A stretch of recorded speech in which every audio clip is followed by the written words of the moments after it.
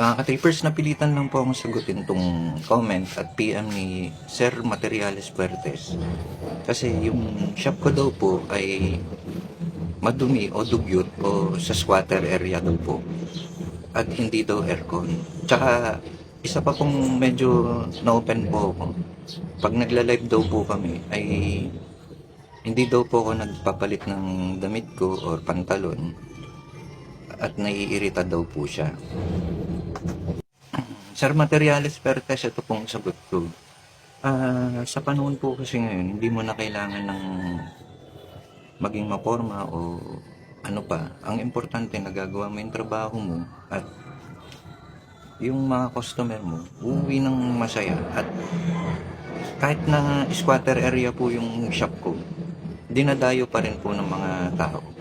Pasensya boss kung na-open ka sa akin kasi kahit di kita kilala, nire-respeto kita. Kaya ngayon, boss, naglinis kami at pininturahan namin yung shop. Ito pong vlog ko ngayon.